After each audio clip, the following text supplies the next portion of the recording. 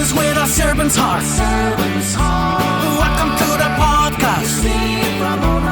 Business with a servant's heart. Listen to the podcast. We're all about to talk on life. Our guest will share his life story. We want you to success in life. We're ready and we will start shortly. We're gonna talk on life. We're gonna talk on business. You're gonna shine bright. We are gonna witness. Business with a servant's heart. Welcome to the podcast. Business with a servant's heart. Listen to the podcast.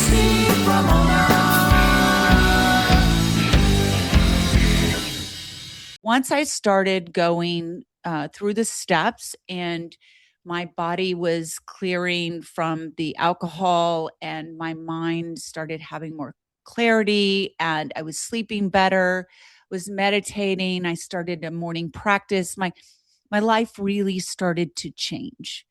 And so the things that I had been seeking in my life, one, it was obviously right in front of me. I just didn't have the clarity to see it, meaning that I didn't really know what love was. I didn't know how to give it in the right way. I didn't know how to accept it. And once I got sober, I saw the love that my husband truly had for me.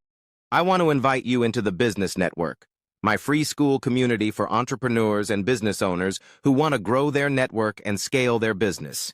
Inside, you'll get step-by-step lessons, monthly workshops, feedback, scripts, resources, bonuses, and a community of like-minded people who believe in helping each other win. Join us today at school.com, the Business Network, and click Join Group. I'll see you inside. Welcome, everyone, to Doing Business with a Servant's Heart podcast. I'm your host, Steve Ramona, and we all have chaos in our life. And my guest is kind of weird to say this, but an expert in chaos, but the recovery side. She doesn't bring chaos. Well, maybe she does. We'll learn that. But she's the recovery, addiction, multiple things we're recovering from. I'm super excited to have her on. Before we do, here's our gratitude for today. You're amazing. Your kindness is a gift to the world. And these are random, audience, and you know this because I've done over 980 shows. She told me her one word to describe her is kind. The Lord, universe, it speaks every time. I love it. Well, let's bring this kind guest on. Marci, welcome to the show. Thank you so much, Steve. It's great to be here. Chaos to clarity. It sounds so cool, but it can't be that simple. Oh, it's not simple. It's far from simple, but I'm grateful I found it.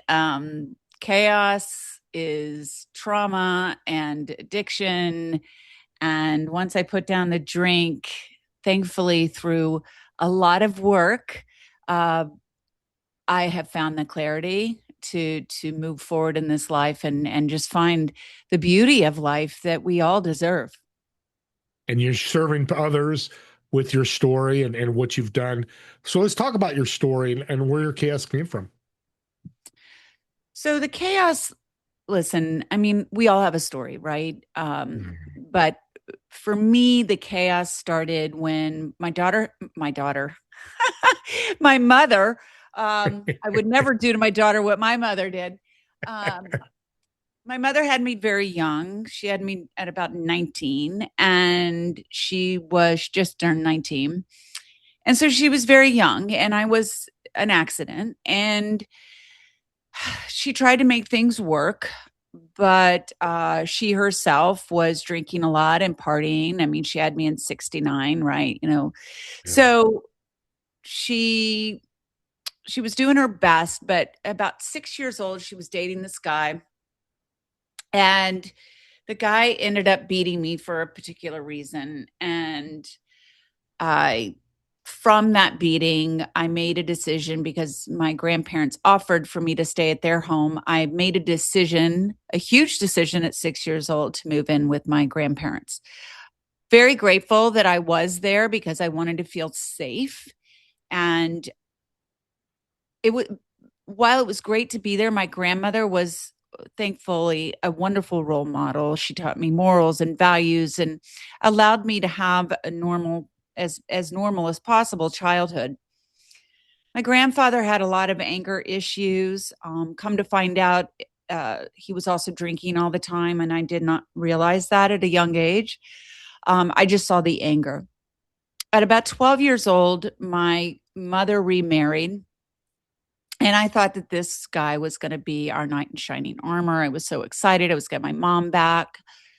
And I will say at the wedding, which was held at my grandmother's home, I got tipsy for the first time, drank champagne, got it, but that was normal. My mother drank all the time. There were times that she gave me alcohol or pills for an answer to something, right? Whether it was a stomach ache or I couldn't sleep. And so I was so excited to move in. I moved in with him in the middle of 7th grade because I couldn't wait to move in. And I didn't even want to finish the school year. And for about 6 months, it was fantastic. But then sexual abuse started. And I told my mother and over time, and we didn't end up leaving. And I told her twice and she didn't leave. And my drinking elevated. I had no self-confidence. My childhood was stolen from me and everything about me changed. I was failing out of school. I had no drive.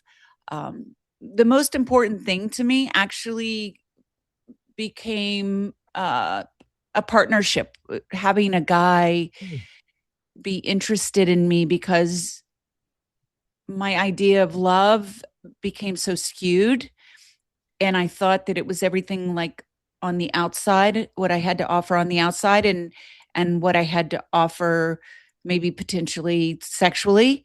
And I thought from that I could get a guy to like me. And so I had a lot of abandonment issues.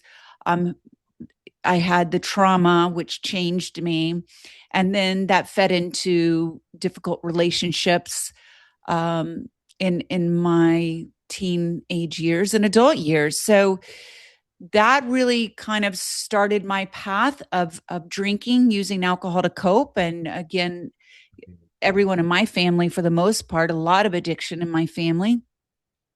And so that was just my path, even though I did create a pretty good path in my life. I was in survival mode, so there was a lot of chaos. Wow. I got to ask you, how does a 6-year-old make that decision? Because you had to Yeah. make the decision by yourself. It's not like you went to mom and dad and said, hey, Alan, do you remember how you made that decision? I just remember being just afraid to be with my mom's boyfriend and just not feeling safe. And I was back and forth between my grandmother's home anyway. Anyway. So I just felt that I would feel safe and stable there. And I didn't feel that with my mother. So all we want really at that age, right, is to feel safe and loved. And that's what I was seeking. And that seemed to be the best answer for me. Yeah, and that's clarity too. Let's jump in that part because now we know the chaos. You learn clarity, it sounds like really young age. Tell the audience how you got to clarity and what you can share with the audience for them. Yeah. They're dealing with Yeah. chaos. Yeah. So for me, it all started October 4th, 2015, when I decided to stop drinking. And I was basically a functional alcoholic. I mean, I was a mother, I was involved in the community. But I had started using alcohol to cope with life even more so. I was very unhappy in my relationship with my husband because he was working all the time. And we ladies kind of become resentful when our husbands aren't around and they're not able to help us and we're raising the kids on our own.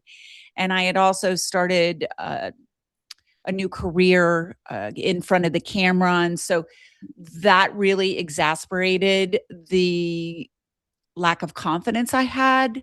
and just trying to finagle that career, going into New York City, being here for my kids, and not wanting them to feel the pain that I ever felt in the abandonment. So I always tried to be there for them. And also, now that I'm almost 11 years sober, I realized that I was going through perimenopause. So it was like this perfect storm of things happening. And I started using alcohol for liquid courage, and my drinking just began to really get out of hand and affect my life. And so I knew that I needed to stop drinking. I knew that I had a problem. I was going down what's called a slippery slope, right? There's managing it, there's functioning, but then there's needing and starting to hide it. And I just was getting to a different level with my drinking that I had never seen it before. And it was scary. And so I decided that I needed to stop drinking, and I went to the 12-step program. And for me, that worked. I didn't need to go to rehab. Thankfully, my drinking had not gotten that bad, and I didn't need to have a monitored detox. So once I started going through the steps, and my body was clearing from the alcohol, and my mind started having more clarity, and I was sleeping better, was meditating. I started a morning practice. My life really started to change. And so the things that I had been seeking in my life, one, it was obviously right in front of me. I just didn't have the clarity to see it, meaning that I didn't really know what love was. I didn't know how to give it in the right way. I didn't know how to accept it.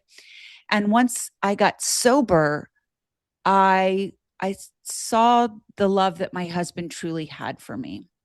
And once I started doing the inside work, the meditation, the gratitude work, the spiritual work, all the things, and started seeing my role in things, life became very clear to me. My purpose in life became clear. My worth became clear.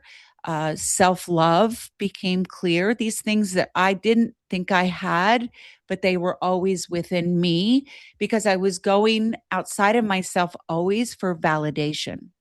And that's what happens so often. We are a victim. So we don't see that we're doing anything wrong. And we're always trying to be people pleasers or be perfect. So we get this false love, if you will, or false recognition, right? So, Yep. and we feel like we're something, right? But really, all of that is within us. It's when we go within that we truly find that. And that's what happened for me through this healing journey. Interesting as you're talking, you had a whole high profile job, TV, your position. That includes parties. That includes drinking. So I've talked to, some very successful people that are like you, many, many years sober. People listening, they're like, I want to be sober, but they're the same profile. I mean, they're going to parties and there's drinking all over. Yeah. How do you become sober in that scenario? Yeah. Well, first of all, you do need to prioritize yourself. And one of the things that I talk a lot about in my book, Wake Up, You're Not Broken, is you have to change the triggers, the people, places, and things. So if there are things that you can change, people that you're hanging out with, that you're drinking with, maybe not the best to surround yourself in the beginning. The places that you would go to drink, probably not the best places to go because we have muscle memory. And then we are just triggered immediately when we see these people or these places or these things. Like I had a glass that I always drank my wine out of, those types of things, right? And then once you are feeling a little more stable and you do need to go to these parties or these functions, just make sure that maybe you have a sober buddy. Maybe at that time you have a sponsor or somebody that you depend on so you can have the availability to call them if you're not feeling strong in a moment. Have an exit strategy, meaning take your own car so you can drive or make sure that you can leave if it becomes too much, or just say no, that you aren't able to attend at this time. And maybe when you get a little stronger, you may be able to surround yourself, because I am now able to go to bars. I am able to Yeah. go to places where people are drinking, because I do have this strength now. And that is through a lot of work. But I will say that it is possible to get to the place where you are not affected by people drinking around you. Your motivation is unbelievable. I mean, I don't drink. I haven't had a drink in 30 years. I'm just never understood. Not going to go there. I never understood it. I just Yeah. like wake up tomorrow morning and you're tired and all that. It's won't go there. But first thing, audience, I'm going to do for you guys and girls listening, the first 5 people that reach out, because she's inspired me and I want to help, I'm going to send you her book for free. But you got to mention this podcast. If you reach out to Marci for questions or reach out to me and say, I saw Marci or heard Marci on your podcast, I want to help you because, and if you're thinking like me, you don't drink, just think about the people around you that are. Look what we'll talk about what Marci's doing. So grab that book and share it with others. Let's jump into the book. It sounds wonderful. Of course, I want to give it out. What's the inspiration for it? Well, my inspiration for writing it? Yes. Yeah. So since I've gotten sober and very, very spiritually connected, um, I have a lot of guidance in the path that I have taken. I mean, to think that I started a TV show, to think that I have 2 books, it's mind blowing.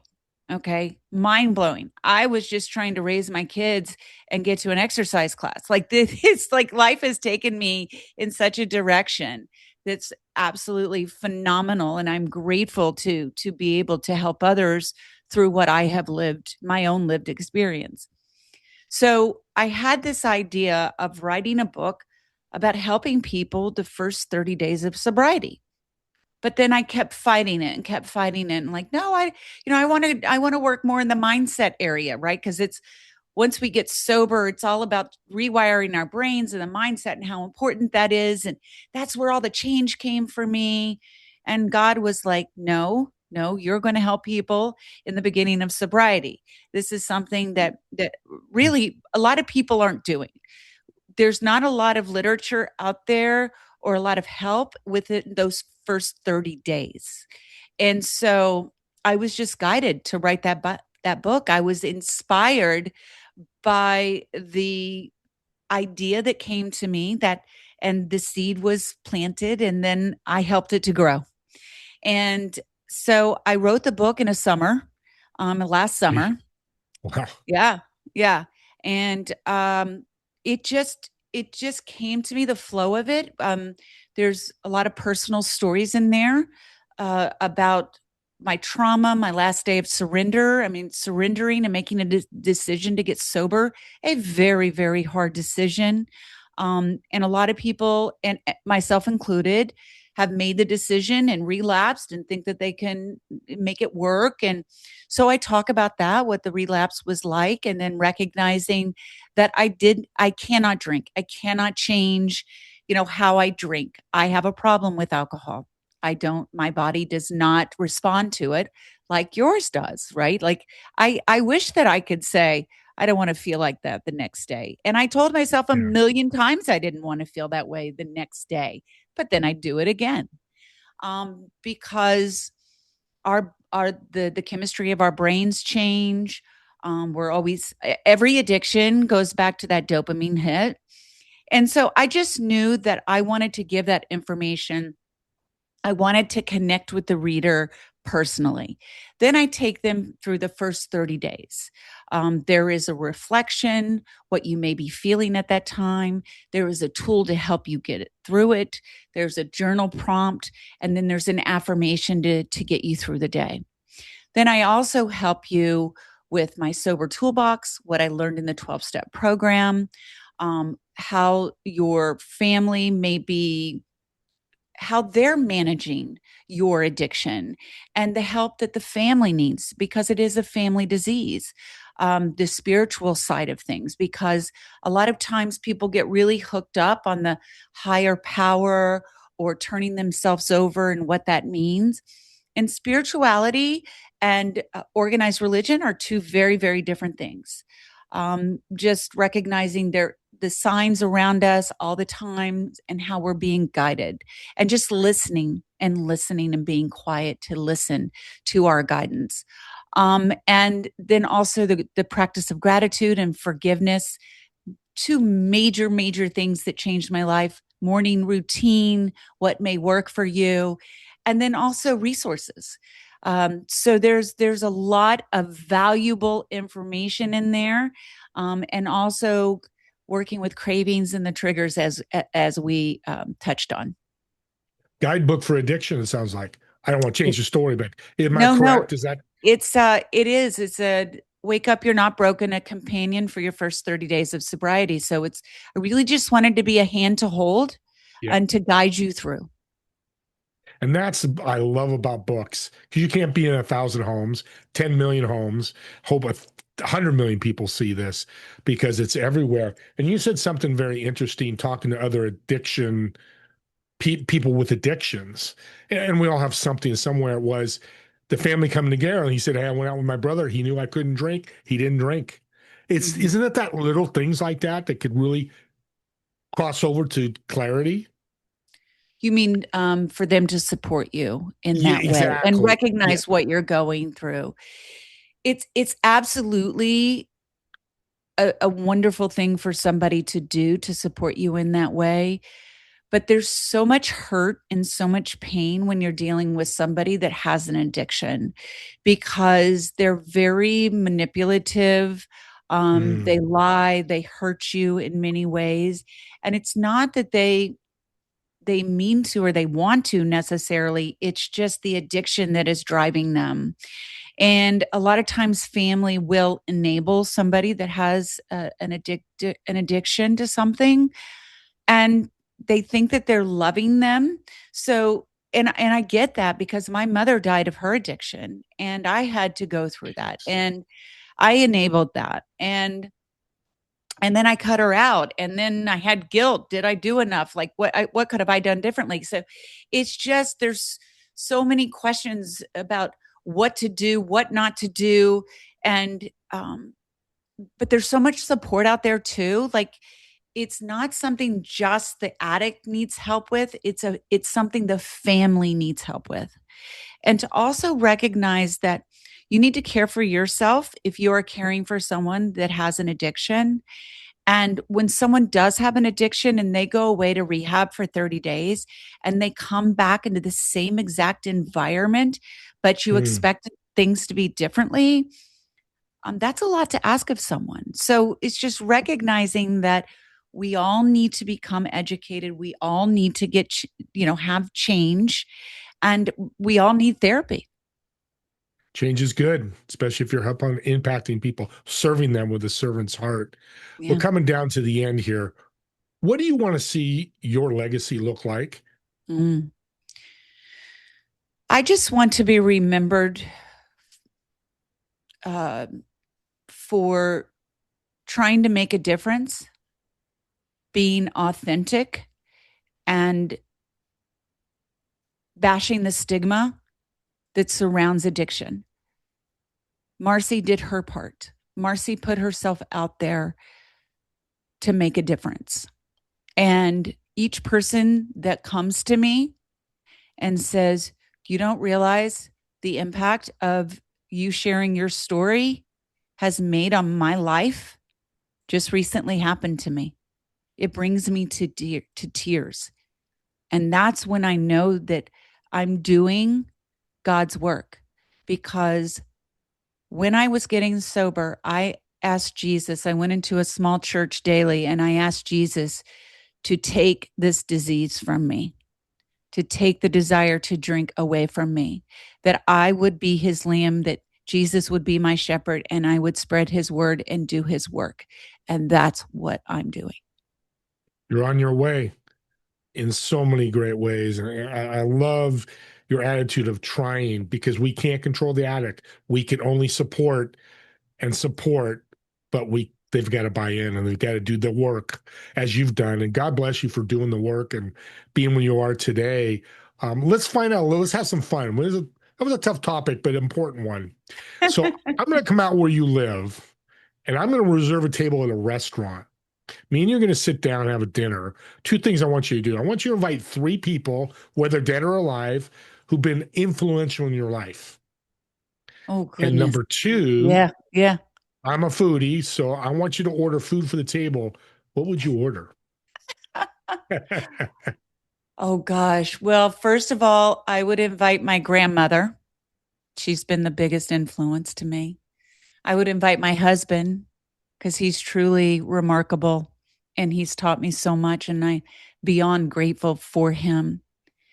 And I would invite my children. So you'd have to pull up one more chair because I learn from them every day, and they have opened my heart in a way that I never knew possible. And the work that I do is for them to be the best version of myself for them. Now, what would I order? I would order, well, crab legs are my favorite food. Beautiful. So, we'd go with a lot of yummy seafood, stone crab, crab legs, and we got to have some vegetables and maybe a big baked potato. Wonderful meal. And that's what you just gave us is why I think you are today, because you're family, you're supportive of your family. And audience listening, if you have an addiction or know people, family, and it could be friends. That's the cool thing about this. It could be your best friend. My best friend has helped Yeah. me through some addictions. You know, it's not always family, but finding that support group. Thanks again, Marci, for taking the time, being here, and just motivating and inspiring my audience. And again, audience, I'm gonna give out 10 books now. If I keep talking, I'll probably give out 100, but let's go out and just mention the podcast. But before I do my next thing, where can we get the book and how can they connect with you? Well, you can find the book on Amazon or barnesandnoble.com. And I would ask, if you do get the book, please, please, please leave a review. I hate to ask that, but it No? helps like so much to get the message out there more. And please go to my website, wakeupwithmarci.com, and all the information is there about me, social media, where to get the books, where to see the podcast, and connect with me. But if you want to reach out directly, wakeupwithmarci@gmail.com. And breaking news, she told me before the show, she's launching a retreat. How about spending a few days with this wonderful lady? So reach out to her website and do that. Again, thanks again, Marci. And audience, share this podcast out. They're truly gifts. She's mentioned God. Faith. God put podcasts together in my eyes to make an impact in somebody's life. They're truly gifts, spiritual gifts to make that impact. So subscribe to YouTube channels. And by the way, Marci, what's your podcast? Forgot to mention that. My podcast is called Wake Up with Marci. So you just go Wake Up with Marci. You'll find her everywhere because it'll be worth it to you to do that. So with that being said, me and Marci want to thank everybody for watching or listening to this podcast, and we'll see you all in the next episode of Doing Business with a Servant's Heart. Have a blessed day and take care of your family and friends. You too.